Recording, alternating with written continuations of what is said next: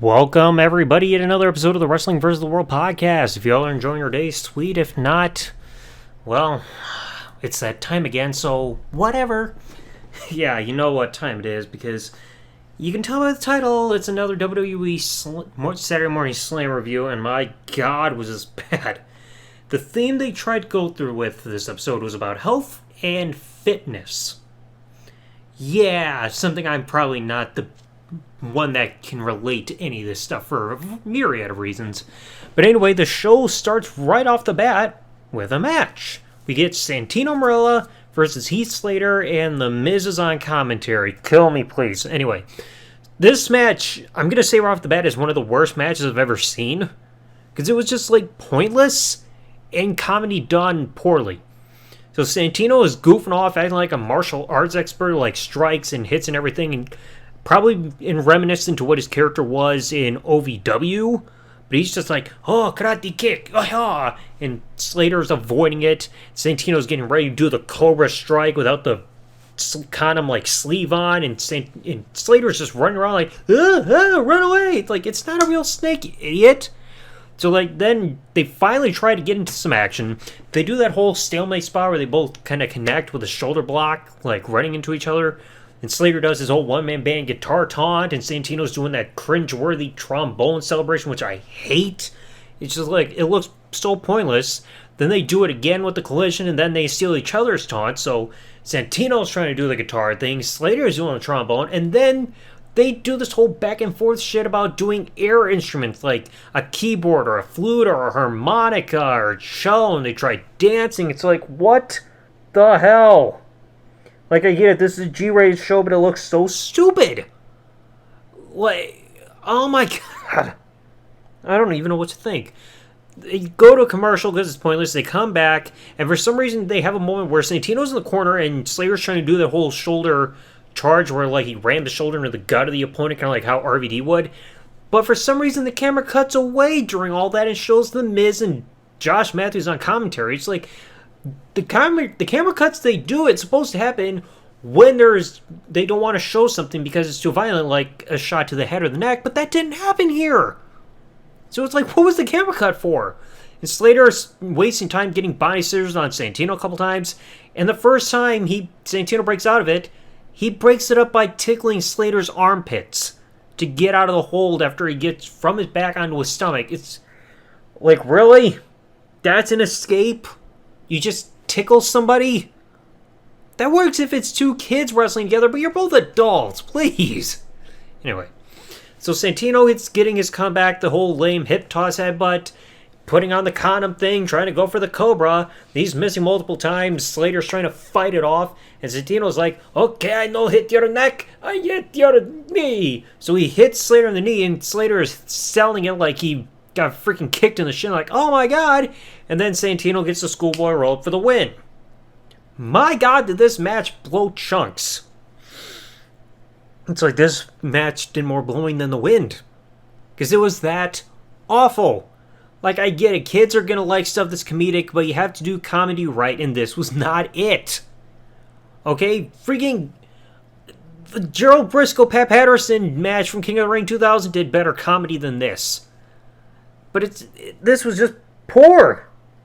I think this may have been the worst match I've seen so far out of all these Saturday Morning Slam reviews, and my brain has melted into mush because of it. Now the next part of the broadcast, they finally brought back the Fay 5, and they're talking to Cody Rhodes, who wanted to do a list of the top 5 vanity superstars. So superstars that are all about their appearance. Number 5, they go with Lex Luger, back when he did the whole narcissist gimmick at the beginning, 93, so it was before he did the whole Lex Express shit and riding on the bus, all hail the USA, and all that garbage. Number 4, Rick the Model Martel, spraying arrogance and all that shit, that works. Number 3, Ravishing Rick Rude, with the whole tights, and if everybody can shut the fuck up so I can take off my robe. You need silence to strip. What, do you need to hear the ladies whistling or some shit? Number 2, you got Shawn Michaels, of course, sexy boy, in the mirror and all that stuff. And then he puts himself in number one because at this point he was done doing the whole undashing gimmick. He was back to being standard Cody Rhodes. He's like, oh, remember this when I had a digital mirror that I looked into and I'm all about dashing. I'm surprised they didn't show those video clips when he used to do those dashing like tips or whatever. It's like, oh, you got to apply this cream on your face.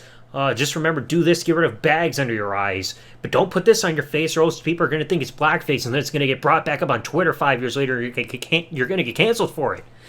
I'm surprised he didn't bring that up. Now, they bring back the Third Degree, and for those who don't remember, Third Degree is their whole segment where they interview superstars about a specific question. And this question this time was, what was your favorite sport while you were growing up, like in high school?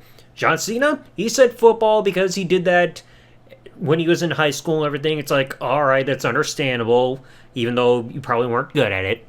Daniel Bryan, he's saying that he doesn't have one, and then they're constantly cutting between him and other superstars. He's just listing off all these different sports and shit like football, basketball, baseball, competitive masturbation, and all that shit.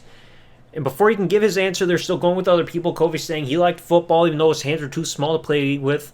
Beth Phoenix excelled in tennis. Yeah, I don't give a fuck. Kalen likes soccer. Dolph Ziggler wrestling because he'd been doing that since college and everything like that. That works. And then Daniel Bryan said the number one thing he truly excelled in outside of all those other sports because he was amazing at everything else was table tennis. Okay? What is that? Is that even athletic? You just run back and forth and swing your arm and smacking a paddle against a ball rather than somebody's ass. Like, oh yeah, hardcore BDSM, bitch. Like, Jesus, there's nothing special about that. How is that a quote-unquote sport? You're just a miniature version of tennis, although you don't have to keep running back and forth and keeping your cardio up. You're just at a standard table there. Now, we go back now to the pop quiz segment, or the first part of it, with Beth Phoenix asking, which WWE superstar won the first WWE Iron Man match? You got A, Stone Cold Steve Austin, B, Shawn Michaels, or C, Bret the Hitman Hart. Question? Well, the answer will come up after this next segment. Now we get back to the video vault, where they start showcasing some of WWE's most unique athletic titles. Some of these kind of make sense, some not so much. So first off, they remind us that Simon Dean, the former Nova in ECW, was the health guru with his whole Simon system. If they wanted to make something fun with this video package for Simon Dean, show the time that Batista kicked his ass while trying the product back in 2005. Like getting all stronger and everything and then posing with the product. It's like, hey, look, you might want to try this because it'll help you beat the shit out of a health guru that's not going to be on paid programming anytime soon. Then you get the Goon, the hockey player that we saw back in the mid-90s. So back when WWE was doing this whole part-time job, part wrestler thing and saying that he was kicked out of every hockey team he was part of and he eventually got barred permanently from the WWF because he was too violent. No, because he sucked! Nobody's going to be relating to a hockey player unless you're into hockey. But no hockey nut, unless you're maybe Canadian, is going to be invested in wrestling. Like, Jesus. Then you had Abe Knuckleball Schwartz, the alter ego of the Brooklyn Brawler. He's a baseball player, face painted like a baseball during the stinking baseball strike. Like, no. Like, thankfully we haven't seen that character since, I think, the Raw 15th anniversary in late 2007. He's a guy who likes balls. No, nobody cares. And then the last one they showcased was Mr. Perfect because he excelled at everything athletic.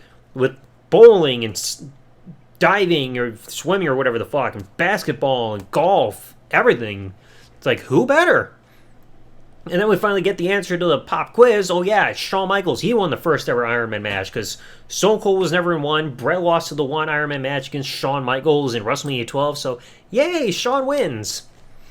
Now, if you guys remember the last episode, I also mentioned that John Cena was going to be featured on this episode, and he did for outside of that Third Degree segment. And he decided, hey, I'm going to give you some health tips. Boop, boop, boop. So he's got 3 tips for children. First off, start every day with a healthy breakfast. Yeah, that might work for kids, but when I was a kid, I never ate breakfast because I woke up and just went to school hungry because I gotta get to the bus. Because I didn't give a fuck. Probably went several years without breakfast anyway. Number 2, be active. So, like, take parts in sports and exercise. Okay, what if hold on a second. What if a kid that's listening to this advice, that's watching the show right now, is in a wheelchair? How's he going to take part in soccer? How's he going to exercise if he can't get on a treadmill? You ain't thinking there. And number 3, get a good night's rest. Well, what if a kid's an insomniac? What if he snorted up sugar like freaking cocaine up his nose the night before he was supposed to go to school? Is he really going to get a good night's rest? Probably not. I mean, kids are all actively hyper and everything like that, so if they're still hyper, they're going to have a hard time falling asleep afterwards, John. Think about that. So that whole theme, health and fitness for this episode, talk about sports and the health guru stuff, and here's how you stay healthy. It's like, these things don't even apply to me because starting every day with a healthy breakfast, I can't really quote-unquote start the day because I work third shift. Be active? No, I'm not going to go around playing football and getting a concussion. And then get a good night's rest? Well, I sleep during the day and I'm a very active insomniac. And so resting well is not an option. But this was just one weird episode. Because like I said, that Slater-Santino match was one of the worst matches I've seen. Like, they try adding comedy and it did not work. The comedy stuff that you saw with R-Truth and Kofi a few weeks back against Epico and Primo did a better job with the little Jimmy stuff than this match overall. Like, who breaks a submission hold by tickling? That's stupid! Like, my God. But anyway, that's going to sell it for today's episode, folks. Let me know what you all thought in the comment section below. If you enjoyed today's episode, please remember to leave a like, subscribe with the bell turned on if you're listening to this on YouTube, or follow if you're listening to this on any other service this podcast may be available on. And like I said, comment below what you thought of the basic review of this episode. I thought it wouldn't have had much because it felt like this episode flew by because it just started with action so fast, but it was stupid. Edge, where are you at? I need some advocate against all things stupid. Points to anybody who gets that reference. But anyway, thanks for listening, everybody. Like, comment, subscribe. Peace out. And I think this episode is making my health fail to no end.